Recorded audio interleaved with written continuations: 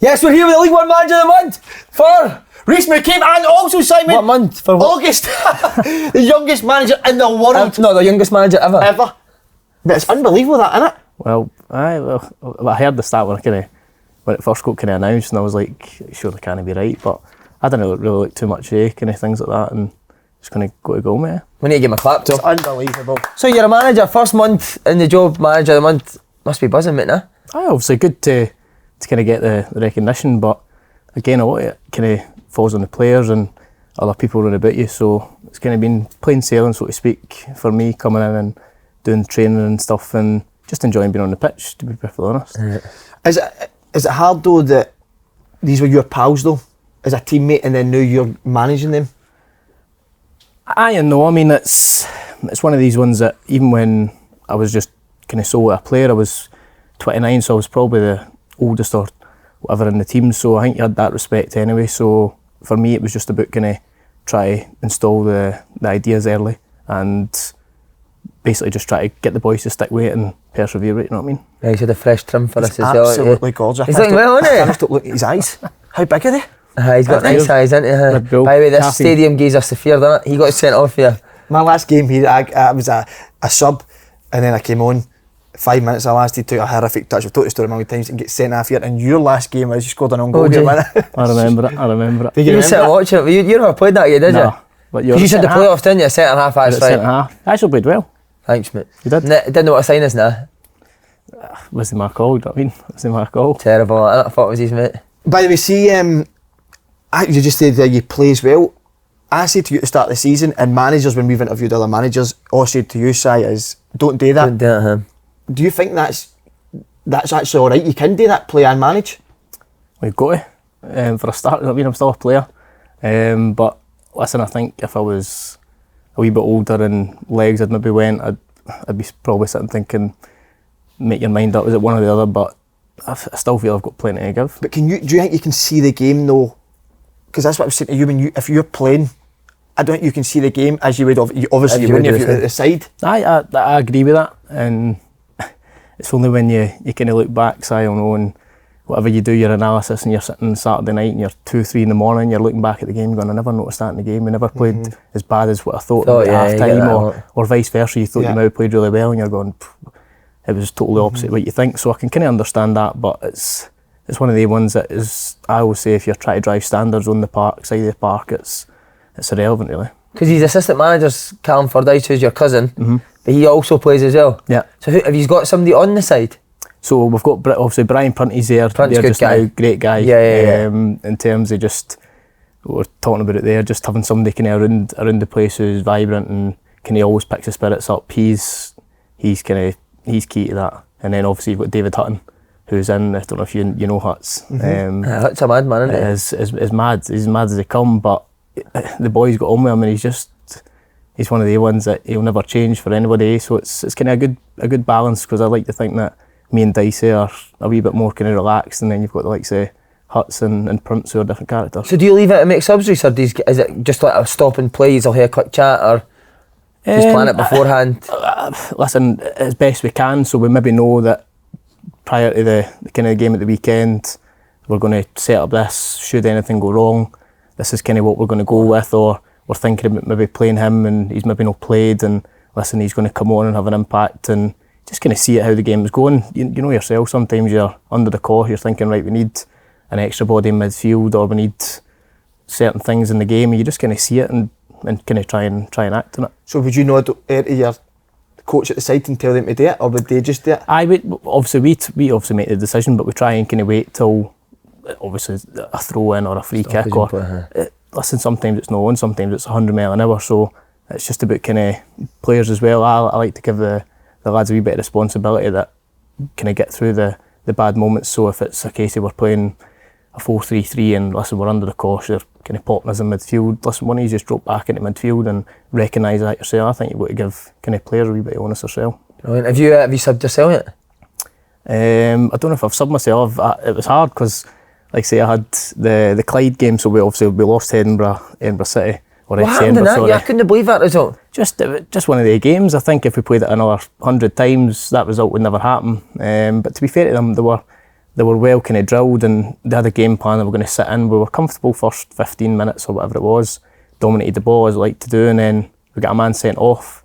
And I think, to be fair, kind of it rattled us a wee bit for 10-15 minutes. We were a wee bit all over the place, and then they scored in the 45th minute right on half time. So it was one of the ones that are coming at 2-0 down. It's mountain to climb and go out the second half, and we have a good chance to go up the park and score and maybe get back into the game, and then obviously they kill the game off 3-0, and I think the boys kind of no threw the towel in, but just went after it a wee bit, huh? We get a man sent off every week, don't we? You caused a goal and subbed yourself off, didn't you? What was that game again? Did I? Aye, remember? I caused it. Oh, He caused the goal, aye. He caused the goal and I was subbed yourself. I was don't like that injured, he subbed himself off before he caused the goal, but you waited till he caused it and then subbed yourself off. So the bit that fascinates me, and I don't, we've been up all night, haven't we? Tell me what? No, that was before this, but the one, 29-year-old, mate, is when they came to you and asked you to be the manager. Mate, that is incredible. How did that all come about, mate?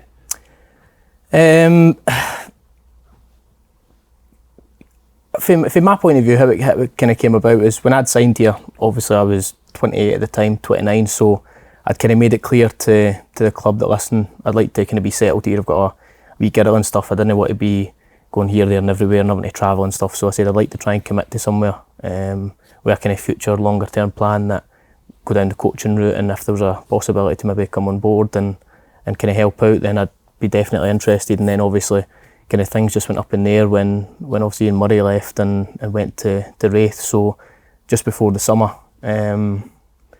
obviously the club had spoke to us and said, well, listen, yourself and Dicey are almost the older senior pros on the pitch anyway, like how would you feel about kind of taking a kind of player coach managing role? And I was like, wee bit kind of taken back. I says, I don't know yet. I'm, like you say, I'm 29. I'm still think I've got a wee bit to give yet. And then kind of I went and kind of slept on it and went away, and I was like, do you know what? It's how often are you going to get this opportunity? I know kind of sometimes you can take things too early and stuff, but I was like, you know, I've got plenty of time. That should it go right, should it go wrong, I'd like to think that kind of 29, 30-year-old, you'll have plenty of time to learn from your experiences, you know what I mean? So how long ago did you start to think about coaching and maybe management?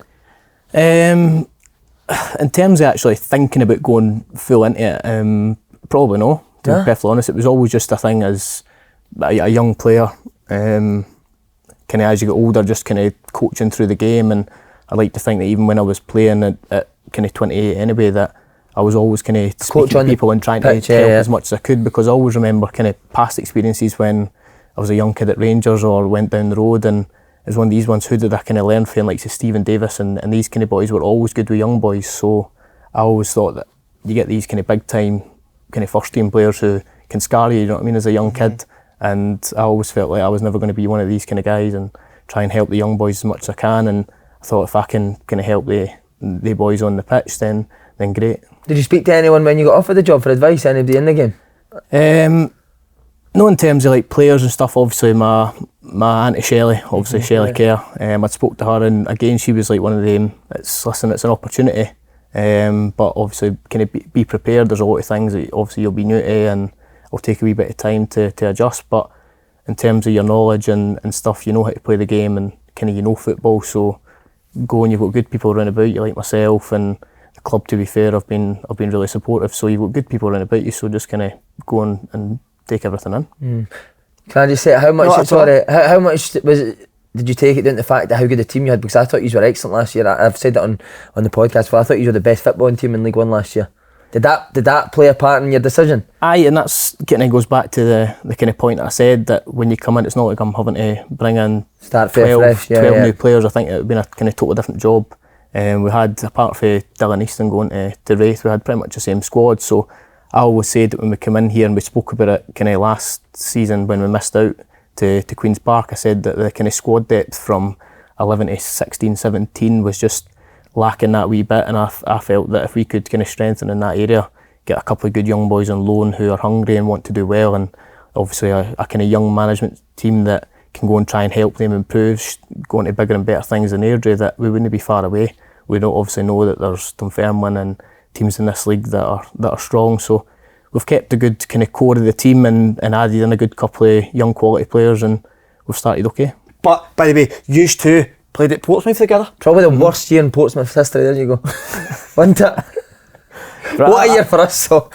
I was never in the house.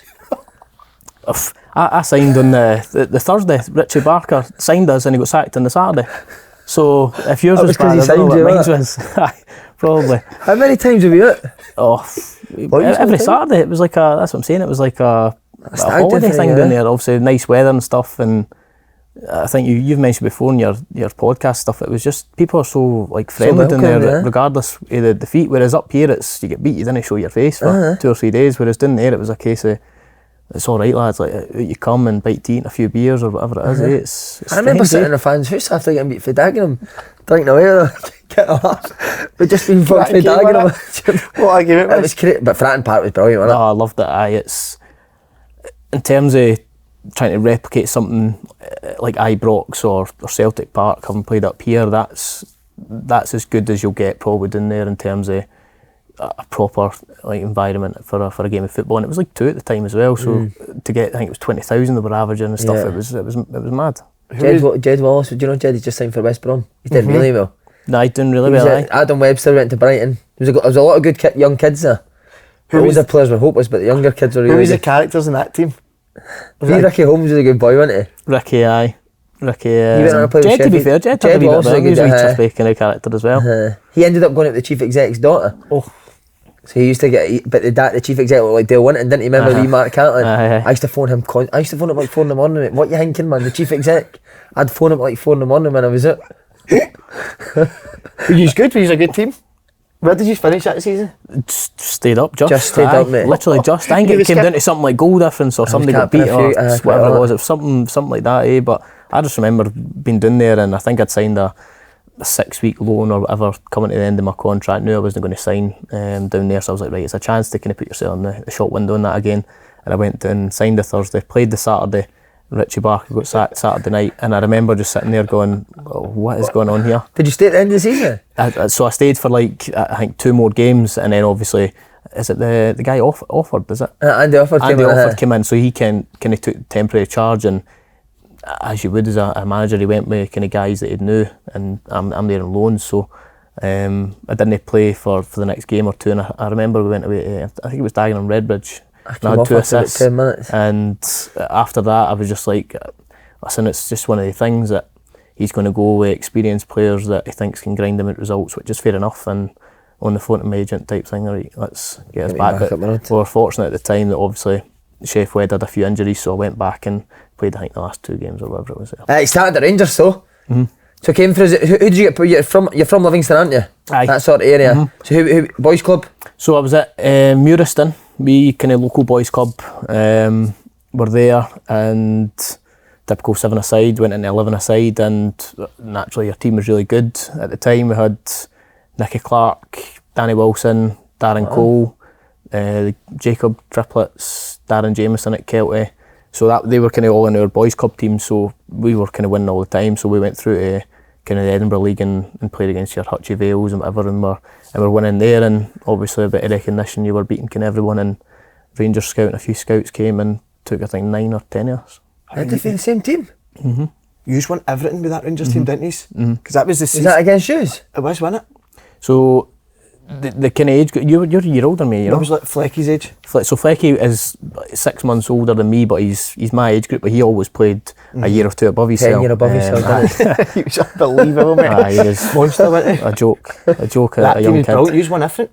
So we, like I say, there was 9 or 10 of us went through, so all the way kind of through from 10s or 9s, whatever it was, right the way kind of through 19s at the time when you go to your youth cup finals and stuff, Glasgow Cup finals, it was pretty much the same group, and then started to go kind of separate ways, but a lot of them are still in football, which is good. Any coaches that you really liked that helped your development, took things for?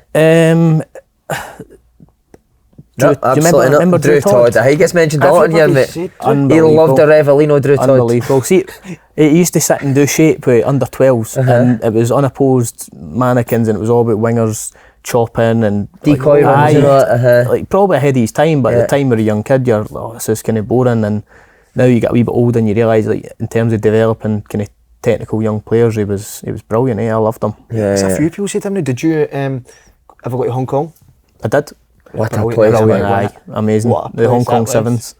So we were good. Some of the football names, tonight, it was unbelievable. Villa beat you in the final. Villa, that's right, aye. Was that no Barry Bannon? That was No, so before. the year we went, I think, was Andy Vyman. Vyman, James Collins, and and then to be fair, Chelsea and that were there.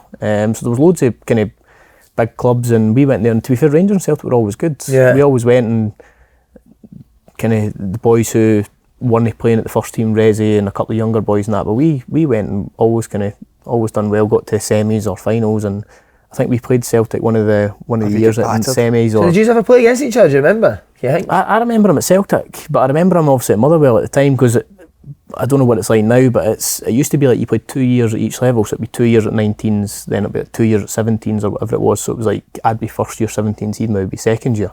So we'd kind of be the young boys on the bench, and they would play Flecky's age and stuff. And Slaney was good. Very good. Kid you on. He was a good player. Better than Flecky? I don't know about that, but he was. Was Flecky the one at Rangers that you thought he was the best? Out of this world, Flecky. What was he? What did he have that other players never? Even people now like talk about young kids and like coming through. He's going to be the next best thing, and like, oh, how does he compare to someone like that? I says, when we were younger, it was Flecky, and even just the way that he went about himself. I mean, I remember at like 15 or 14 or whatever it was, he was going to him with the first team, and he was the best player. Was he? A joke. Like, not even just a young shy kid who was decent technically or whatever. He was going and popping it and bossing it in with established internationals. You know what I mean? He had that attitude though, where he didn't care. Yeah. But in the right way. Do you know what? And if the player that I would always say was like Wayne Rooney. The way he played, he was so aggressive. He could run with the ball. His shot was unbelievable. He had a bit of everything. Even though normally for kids to go up there, you know yourself, you go up to first team and you're a bag of nerves. You didn't want to go up, and it was like he went up there and just he was physically developed, and he could tackle, he could shoot, he could run. He had everything. Normally you're either really good at one thing and you lack another. He had everything, like everything. On that, when did you first get the call to go into the first team? We speak about this a lot. I can't remember the exact date, but it used to be, so the Old Murray Park used to have the spin bikes, so you'd be in, and obviously you kind of get your wee bit used to going to the resis and whatever, so you'd be up there and it would be the boys who might be injured, and it was one of the ones, look at the whiteboard, and Kenny McDowell coach used to write up on the board, right, training, you'd have a wee star next to your name if you were in the resi group, right, you're up with the first team. And I remember going up, and I think it was just like a Thursday, so it was like a technical drill, crossing and finishing, and you were going, oh, just didn't muck up, just go up and like be alright. And I remember even going home, like phoning my old man, being like, train with the first team a day, and like, how are you? I said, oh, bag of nerves, like shitting myself. And he was like, did you do well? And did anybody speak to you? And that? I said, no. Did they say the word? But like, it was good that way. Like they were good, in terms of young kids. They recognised when McCoy and that, they were brilliant. He was obviously running about the assistant kind of role for ages, so he was always mingling and carrying on and stuff. But when certain boys started to get maybe a wee bit kind of ahead of themselves, he would just put them right back, didn't he? What, like a one-liner or? Aye, just not even something that was kind of degrading or anything, but just a wee bit of chuck and just make you feel like that size again. Crossing and finishing, that's right up your street, mate. That zing it wide, you've got that on lockdown. I didn't mind, but you were like, oh, you go in front of me, you go in front of me. And to be fair, pure try to get to the back of the queue. You go in front, like, oh, sorry, I think he's wanting you, and one of these ones, but it's... and did you do alright your first session? I done alright. Again, it's probably just the other side of the game that you learn, and then obviously you grow in that, and you maybe get another couple of chances to go up, and you're just thinking, oh, I'm probably as good as him, or he's doing cross and finish, and I can do that, like put it in the box. And you just gradually over time learn and become probably a wee bit more comfortable. And like I say, it all depends on who you have. We had Stephen Davis and that, who had done his boots, so he was always good with me in terms of, he would ask how your weekend was, how'd you get on at your 19s game or your resi game that was a Monday night or whatever, how'd you get on, did you play, where did you play and stuff. So he was really good with me. Few quid? Christmas. Did he? Aye. Much? He used to give us, so he had obviously a deal with Puma, so he used to give us all his old Puma boots. But fuck and boots, at the time, and then he'd give a couple of quid. What a guy. Was there any players, the first team players that get right on you? Not so much me. It's one of the ones that's, you know how to avoid certain people. It's like, oh, scared to look at him in case he just grills me, and you try and avoid him going the different way or whatever. But a lot of them were okay, and you tend to find that when we were up kind of in Jimmy's kit room and stuff, I was just like a sponge. I used to go like, do you mean, in a hand went in, I'll help you pack the hampers, just because I wanted to be around and watch him play darts and do whatever. And I think kind of they noticed that, and they were always all right with me. So was Walter Smith there at the time? He was there, obviously. I'd be just a young boy, so I'd be 17, so I'd be at kind of the opposite end of the building. But even just going about, and like, he'd be walking there and you have to get strips signed or go up and get these balls signed for charity or whatever it was, and you'd be up there and everybody's apart from his, you would be petrified to go ask. Right. Aye. So did he ever get a one-to-one chat with you? No. Never, nah. I wouldn't even be like five yards away from me. I'd be shitting myself. How was McCoist as a manager? He was great for me. I remember, obviously, at the time they were kind of struggling. Everything was kind of starting to get kind of documented that Rangers were in a bit of trouble, and he'd kind of pull me and say, "Listen, it's when you're going to play. It's not to do with any of the off the field stuff. You've been good in training, and you deserve your chance." And it made me feel like that's brilliant. It wasn't nothing to do with anything. The situation, which, looking back at it, it probably was a big factor at the fact that they were obviously trying to promote the younger players who are potentially an asset to the club. But he was excellent in terms of, see, with young kids, and like you say, that wee bit of banter and stuff at training, he'd join in and he'd give you wee one-liners and stuff. He just made you feel like easy. Yeah. So when did you know you were making your debut? The day before? I think on the day, actually, because we played Hearts at Ibrox when Ian Black scored the reverse into the side net, kind of chipped the goalie, and played, and it'd just been out, so there was a kind of dull atmosphere about Ibrox anyway with everything that had went out, and I done well. How was it walking out first time? Oh, like nerve-wracking, eh? Was it? Aye. Was your dad there? So they'd be all there, aye. Just one of the ones that you're going out thinking you've played a resi game or a 19s game, there's no atmosphere, and you're thinking like, this is brilliant, and then you go out there and it's like, Jesus, this is mad. And then obviously just slowly but surely just kept plugging away and training with the first team, and then they start kind of recognising that, oh, like, he's played and he's got a wee bit, or he's decent enough that he can be up and involved with us, and took it for there. Did you ever get roasted when you played to the first team? After a game or half time for a manager? No, never in terms of for a coach's point of view or anything. I remember we went up to Tannadice and I was at right back, and Gary Mackay-Stevens tore me one. Did he? Aye, tore me one. And that was again a learning curve. I was up there, obviously I'm out of position, but at that time when I was kind of 90, I played everywhere. I'd play striker, left wing, right back, centre mid, just anywhere I would play. And I remember going up there and a few injuries or whatever, and Mackay-Stephen, I'd played kind of left wing, and they terrorised me, especially first half. And I just remember coming away for the game and people were just like, listen, don't worry about it. It's done that to establish first team players, you'll learn from it. I think we've all went through that bit, haven't we? Like a learning curve where you get roasted or see at the time with the administration that was going on, how were guys like McCoy and the senior players, how were they around the place? Was it a weird experience? No, really. You're still going into your work every day. It was more the unknown. That was the thing. It was every day you had some kind of administrator in or a lawyer in that was having meetings up the stairs. So you're trying to go about your daily business by training and going and doing your rehab or whatever you're doing if you're injured, and then it'd be like, right, there's a meeting at 1 o'clock, you're upstairs, and it was one of the ones that you were kind of, right, what's happening? Slaney, do you know what's happening here? Try to kind of find out any information, so you're relying on the older lads to tell you, but they're not going to tell young kids what's happening. Then you've got obviously parents and people in the background that are saying, like, if anything happened today, or I know you had administrators in, like, did anything say anything, or nah, nothing to the younger boys or anything. So it was almost kind of just waiting to see what had kind of unfold itself. See, on that, what you were saying about Vol being there with the first team, did you see when you were playing first team with Motherwell as a young kid, did you have any shocking? Aye, but so I've had a pre-season game with Matt McGee. He brought me on, I went through and goal, missed a chance, right? And I swear I've never had a feeling like it after the game. Went here and it absolutely destroyed me, right? So the next we're going into the next day, the Sunday, to train. So I'm getting the train in, and there's a paper lying on the table, right? God's honest truth. And Matt McGee, headline was, reminds me of Robbie Keane for that game.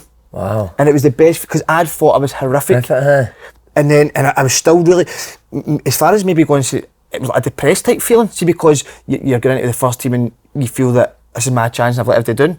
And then the next day on that train, and that was the headline. Reminds me of Robbie Keane. Wow. It's incredible, isn't it, though? Just sitting, I don't know who bought the paper, but it was unbelievable. My dad's left it there or something, but it was fucking unbelievable. Dad his ass, didn't it? Yeah, so, but I think that when you, at first team, it is so, I feel, and maybe at the time you feel that this might be the only chance I get. So see, when at Disney maybe goes well, I absolutely. Were you thinking the same? Aye, it's like you say, it's one of the ones you probably over criticise yourself. You probably went up and done well or done alright, but because you're used to seeing these kind of first team players kind of doing it week in, week out, it's like I was miles off it compared to them. Yeah. And for a young kid, if you take everything kind of away from it and you look back at it from a kind of simple point of view, you're a young kid or whatever went up and played and probably done really well. So you kind of, once you strip it back, you obviously overthink everything as a young lad. Did you have a man of the match game and a Celtic game, am I right in that? Old Firm, aye. So talk us through that. Who were you up against? Wanyama, Ledley, and I'm trying to think who was on the midfield. That was the time I was there. It was your team, but I was part of they it. had a strong. Where did you watch that game in the house? Who's for the dab, innit? So what did you just one of the games that everything you done went right? Aye, we again it was strange because you're going into an Old Firm. Even when you played 19s and stuff, there was always that wee bit of needle and going into it. And I remember going in and not so much being like nervous, but just I didn't know kind of what I was feeling. I wasn't nervous. I wasn't anything. I was like, right, just go in simple first couple of minutes, do something right, and just kind of grew into the game, And obviously we were 3-0 up, and the place was rocking, and obviously finished 3-2. And I just remember looking back at the game, and I'm like, I can't mind nothing. Can you not remember any of the game there? The only thing I can remember is walking out and Penny Arcade and that's coming on. I just remember like the grass shaking, and that's the only thing I can remember for the game. Is it the best atmosphere you've ever played in? 1,000,000%, not even anything close. God, how much does that stand you in good stead for the rest of your career? So you can play in that, you can play in anything. Then folk ask me all the time, even mates and stuff, oh, what was that game like? I'm like, I couldn't tell you. Just one of the things that probably passed you by so quick, and obviously you've watched back at certain highlights and whatever it's on the telly and that, and you're thinking, like, I can't even remember that happening in the game. But so did you just come on the oh, sorry mate. No, you're fine. I just remember like their team at the time, so obviously like you're Wanyama and that, so they're like proper good team, and you're thinking like these guys have went on and Tottenham and played at big level, and you're thinking like that's mentally. So did it come on the tannoy man of the match? I got taken off, so this was about 70 something minutes I think, and got taken off, and then after obviously the place is going mad, and then one of the people for Rangers had come in and says obviously young boy getting man of the match, but try to protect us a wee bit, don't want you going out doing the media after anything like that, so kind of bottle of champagne. Was it all the older boys buzzing off you? They must have been buzzing off you that day. Buzzing, just in terms of just buzzing in general, because we're going through a lot, like it's hard, and you've got kind of one side kind of almost laughing and making fun of kind of all the turmoil that's going on, and then you've got certain people who are trying to provide for their families and stuff as well, so kind of taking the banter aside just to get a win, and then obviously being kind of part of your first Old Firm was like, this is what it's like to play at Rangers, Jesus, like this is mentally. So it must have been so hard to leave then after that. Mate, see what he said there about even. Do you remember the youth games and the reserve games? There was always the feeling was unbelievable. Like 2 days before a youth game, you'd be like, I wouldn't eat. You'd be. Did you go in a reserve game? We got Ibrox. I think there was like 10,000 at Ibrox once.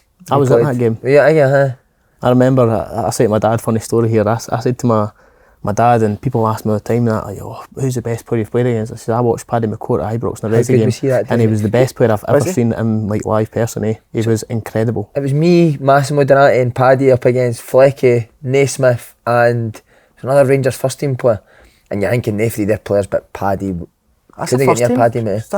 It was a first team game. Aye. So a proper McGregor was in goals for Rangers. What game was it? Just a reserve game? 1-0, I scored the winner.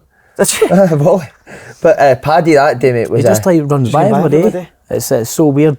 So why were you not playing? Because you've probably been playing the first team. No, I think we kind of go and watch any games that were close, and obviously it was back when the Resi League was there, wasn't it? Resi League. So it was a big game, and they were expecting a few thousand and stuff with it, and we're like, oh, we'll go along and watch. So I think we trained in the morning or whatever it was, and then we went along to watch it, and it was mad. I just remember watching it thinking, how good's that guy?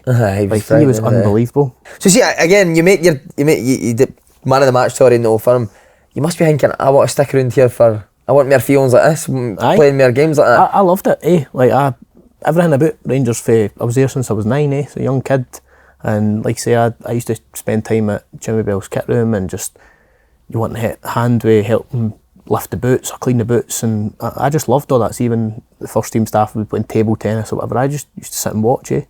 I was just obsessed with like taking everything in, and obviously things kind of unfolded that was a wee bit out of our hands as players, and I just remember that game, and then going obviously away for the summer, and I went away on holiday with the missus, and I says to my dad, I was like, listen, just kind of keep me updated anything that's happening.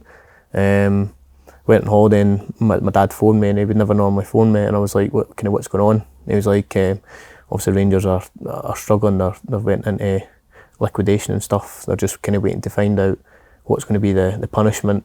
Initially we thought it'd be, we get 12 points or whatever it was, they'll stay in the Premier League, and then it could go to Division 1 Championship, and then it could go into the 3rd Division.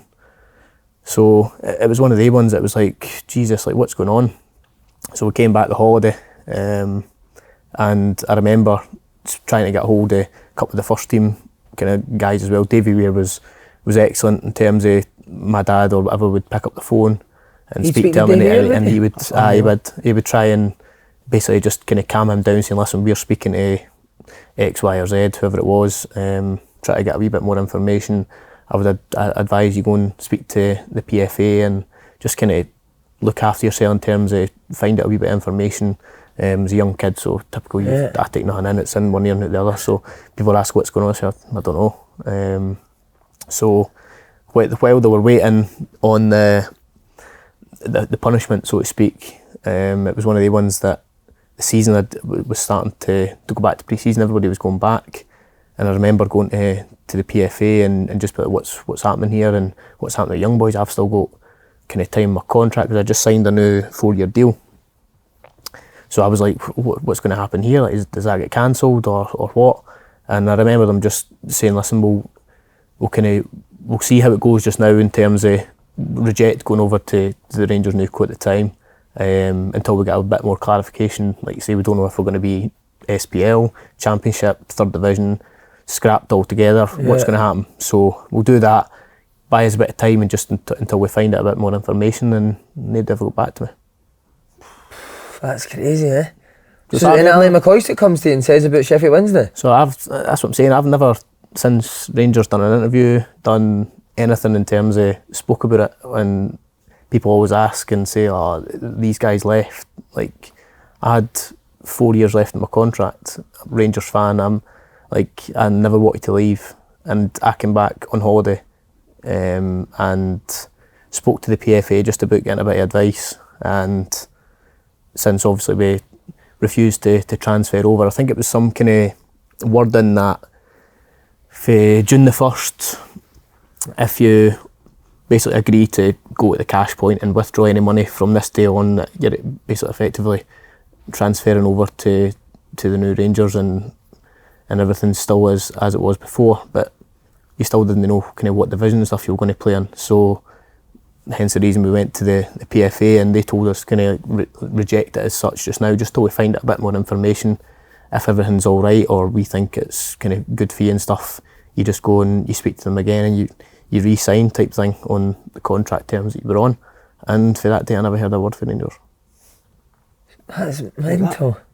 Did you see the players that did leave? Did you get a lot of criticism? Nah, so it was mad. That's so. But, right, no, just like I'd obviously you get death threats. I've had police 24-hour surveillance at my mum's. Did you? Aye, from.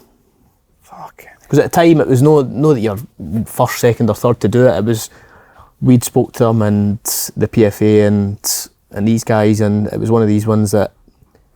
Right, what do we do now? So I remember being out in local park with my mates, going down 4-4s, just thinking that we're back to pre-season, most teams are back, so I better make sure that I'm fit and doing all my stuff in the off-season. And I never heard nothing for anyone at Rangers contacting me saying, listen, like, what's going on? We'd love you to obviously stay and whatever. So time went on, and it was one of the ones that I was like, what did I do here? I'm now into late July. Did you go back in?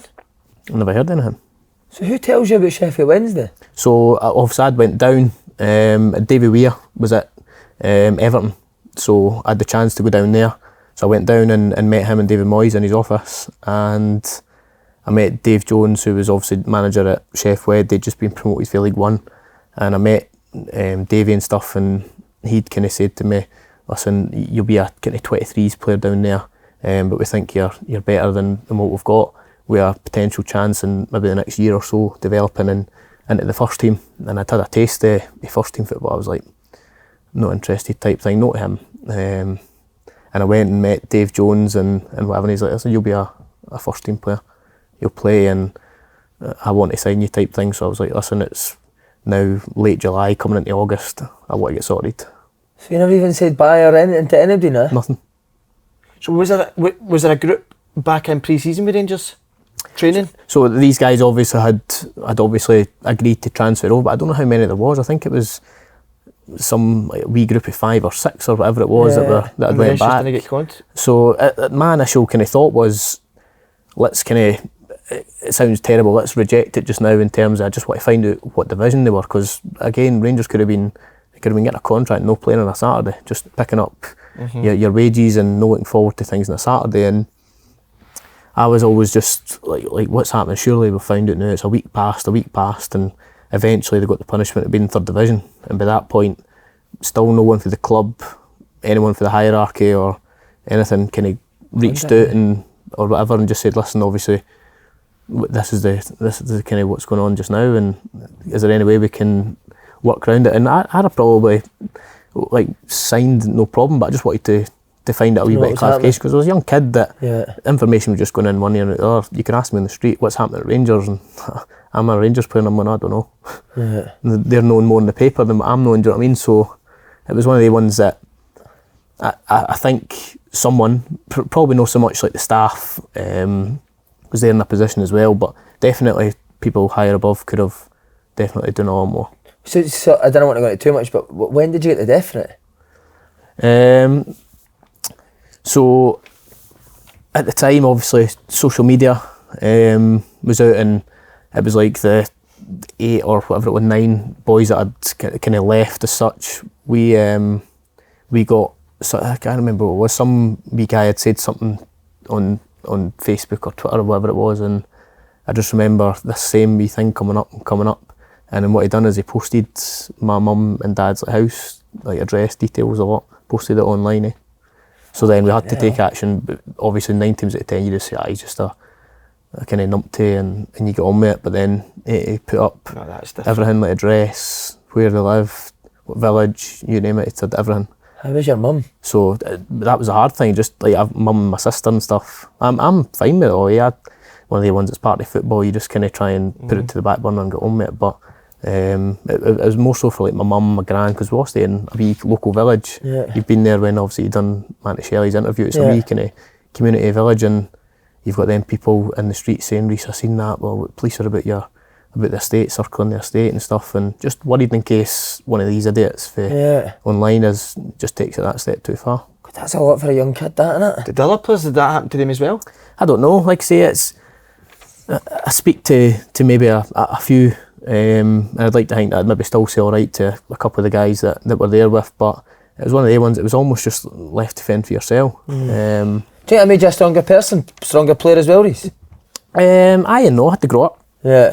So in terms of when I went down the road, 19, to kind of grow up, and I'm living there myself with my missus and stuff, it was one of the ones that kind of grow up quick. But I'd been through kind of a bit of experience there, that it was like if you've dealt with that, you can deal with living away and that. And we'd stayed in digs and stuff, so in terms of looking after yourself, I've always been alright with that. Who were you in digs with? So we were in digs, Morags at the time, so it was again Danny Wilson, Scott Dukey's son. You're a big fan of his dad, Gordon, aren't you? Brilliant. I went to the Euros with Jury. Did you? He was behind me, right wing. Right. What a two. Sorry for saying that. No. What a two it was. Aye, so and I keep in contact with them. So there was, I think, 6 or 7 years. What about Cal? Was Cal at Rangers at the time? So Cal was in my age group for years. Any stories about Cal? to be fair, I've obviously watched the podcast and stuff he's doing, and some of the stories, and even when he was on at the SWGC or whatever it was, he was like that, eh? And he just wee silly things, eh? But he had that dry sense of humour that everybody thought he was probably arrogant and that, but he was just funny, eh? Yeah. He'd come on in a resi game and say, I'm going to write, he skis the ball, I'm going to get the ball, and see him, he's going to press me, I'm going to nutmeg him, I'm going to chip it over his head and I'll probably score the winning goal, and just, but we all knew it was a bit of carry on, but these guys must have thought, who is this guy? How was McCoy with him? Again, I think they liked him, eh? Yeah. Like, certain things obviously they wouldn't accept and stuff, but see about the changing room, there was him, Hutz and Darren Cole, they were like three amigos. They were always kind of, if something was at fault, they were there. Table tennis, anything in terms of, Coy still loved the game of table tennis, so he'd be in and Cal would be playing. So, right, Cal, get your partner, that's it, we'll meet you in 10 minutes, we're playing you, and they'd be playing. So he obviously liked it. You wouldn't that with a young kid if he didn't like him. So, but then he would just do silly things at the time. If you'd have said to me now, and looking at kind of what he's doing now, excellent, but would he have done that for the player that you've seen at Rangers? You would have said no, eh? He's done unbelievably well, hasn't he? Amazing. Aye. Incredible. How was Sheffield Wednesday? Did you enjoy that? Aye, I loved Big it. club, mate, It's some stadium that, mate, innit? I love Hillsborough. So again, it probably helped me in terms of when I went down there at first. It was like I'd missed a lot of pre-season, so I was going in maybe a week, 2 weeks training max, and the first league game at Derby away, it was just you're thrown in. So I'd never had really time to think about things too much, and straight in and a man of the match played. So I was like, I was a man of the match, brilliant, isn't he? So I was flying, and then it was just one of the ones that Tuesday comes, Saturday comes, like championship was just relentless, eh? Yeah. So you never have time to really think or anything too much about how you played. It's next game's coming. Yeah. So like in first kind of year and a half I was playing, so you love it. And then during kind of my second season, it was more playing a game on the bench, coming off the bench and stuff. So you're travelling away and it'd be a 4, 5, 6 hour journey away down south, and you're back up. You don't go on, or you go on for 10 minutes. And then you're back up the road and you're in one day's training and you're doing the same again. You went Watford to here and you're gone, played 20 minutes in 3 days or whatever it was. So that was hard. And then obviously the last year of my contract, Dave Jones had...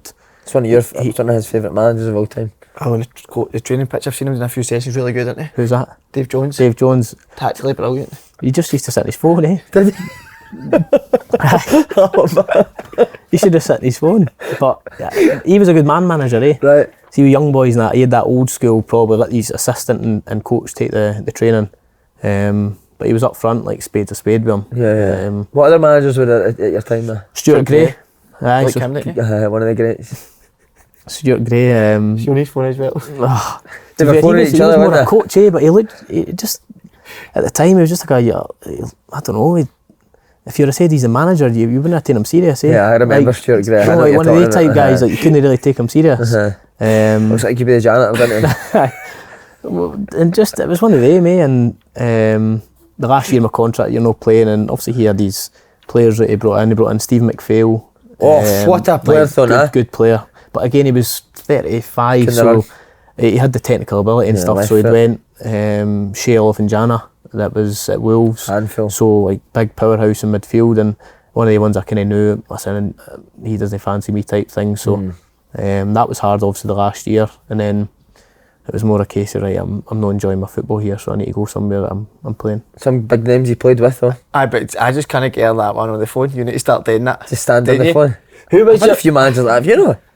I've had a few managers that stand on the phone as well, mate. Have you? And you're thinking, who the fuck is he phoning at this time of the day? Or he wouldn't even be out of training, eh? Just be sitting for his office, like watching training, but just be on, like, watching it and... He's phoning Babe Station or something, Who was the best player you played with down there?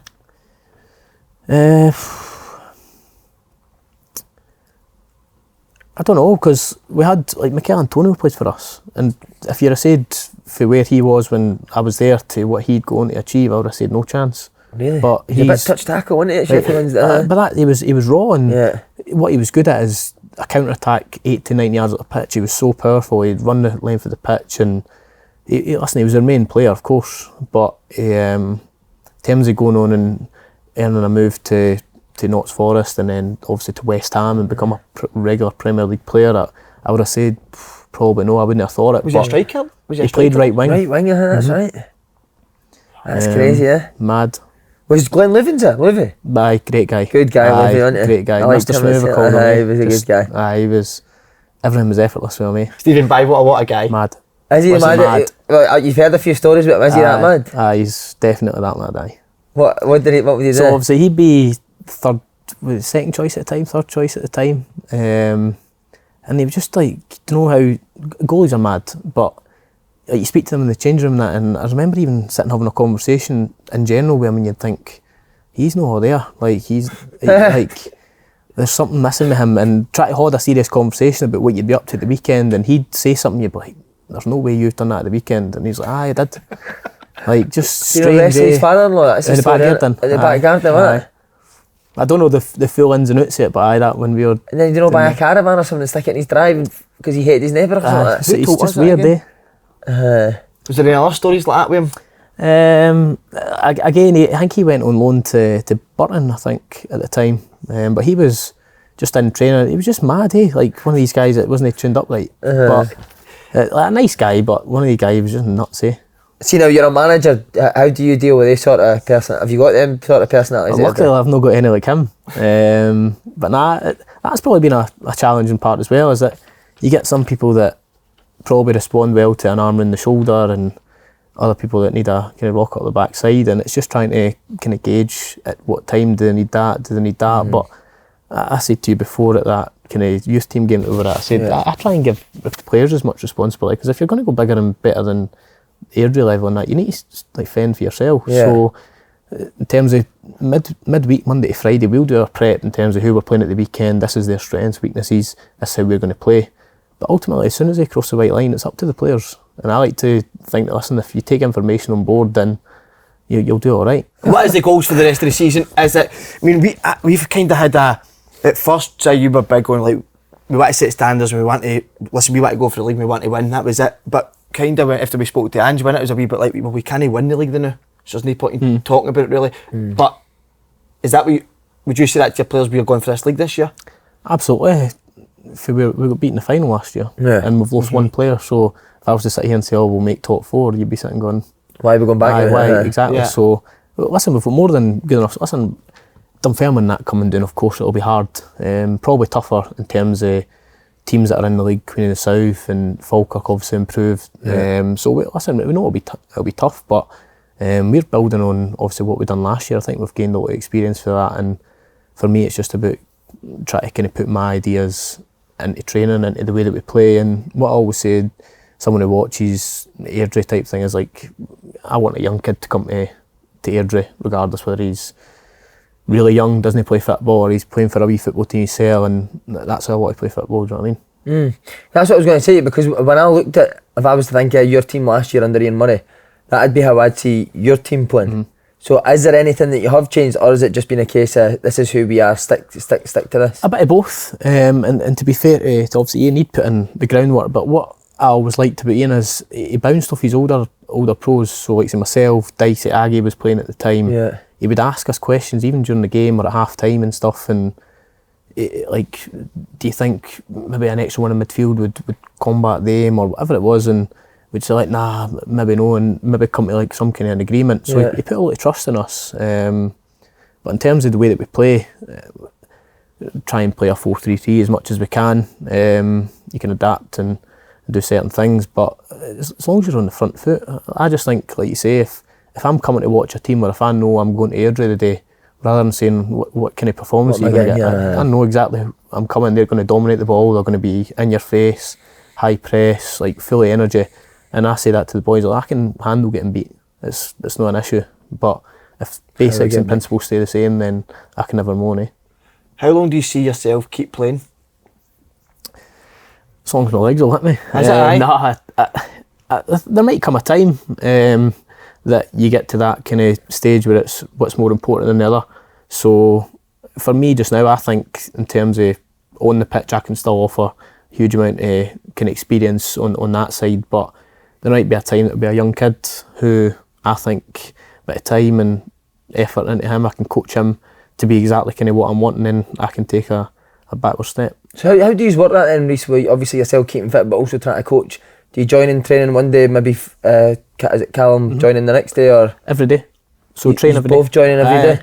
Every day, so in terms of runs, everything. So that's one thing that I think it looks good on us is we do runs, and listen, if I'm behind in the runs, the lads can see it. So we've got to make sure that I'm at the front of the runs. I'm setting standards, whether it be a passing drill, small-sided games, I'm aggressive or whatever it is.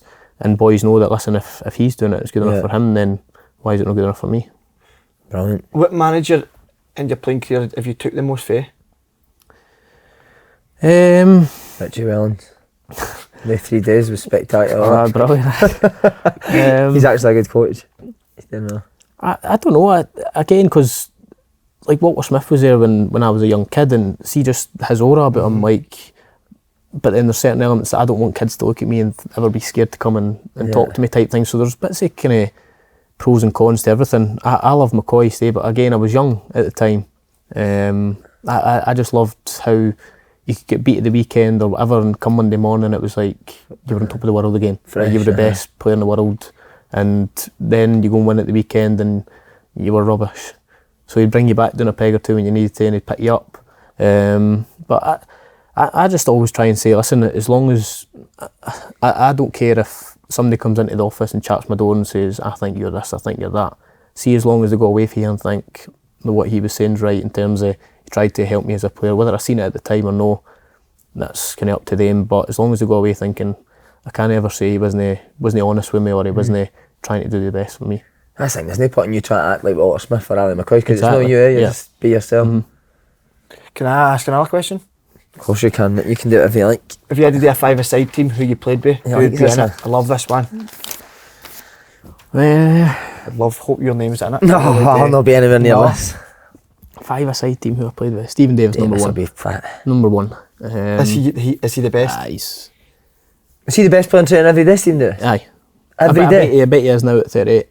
Or right. If whatever just it is. Just keep it. You can't get the ball for me. Does his team always win? Aye. Yeah. Love that. But in terms of, like, he doesn't do anything that particularly stands out at training, but see, just in a rondo or whatever, he's never got the bib. Yeah. Never. He's the best. McGregor in goals, again, the career, he's a joke, eh? Like, better than Bywater. Aye. Mad the rest of his well. father-in-law, so. Again, for a five-a-side, I wouldn't be putting Michael Antonio in it, you know what I mean? But in terms of he's no got stature and stuff. If they're pressing you high in your fives, you can just flip it over the top. So. I don't know, probably a lot of the boys that were at Rangers. Sonny Aluko was brilliant, eh? Was he? Oh, was he? He was different level. He's probably been underrated then, eh? He was sharp. Like, he went down south and done really well, didn't he? Fulham, innit? Fulham, aye. We had Ross. I played centre mid with Ross Barkley at Chef Wed, eh? Did you? So he came on loan of young kids, and again, his career he's went on to have, would I have thought that at the time? Probably no, but like, good player, eh? And boy, Lewis Baker, that's now Stoke captain. And I remember he was at Chelsea as a kid, wasn't he, Lewis Baker? That's right. So there's been loads of probably good players that come through who maybe you forget about, but I went on to do all right. But at the time, you're thinking, God, I forgot that. He was there, eh? Dave Jones, manager, on his phone. Aye. He's not today, but what a five-a-side team that is. RHYS McCABE. Absolutely amazing, mate. It really is. I think it's going to, there's a trend setting, there's going to be a lot more younger managers coming through, and I think I'll be the next one. You get a bottle of vodka with this. Do you want it, or do you want to get this? no, you can have it. I will take it. You can have it. I'll need it after that performance. After that, rock up your ass. Thanks very much, ladies and gentlemen, my man.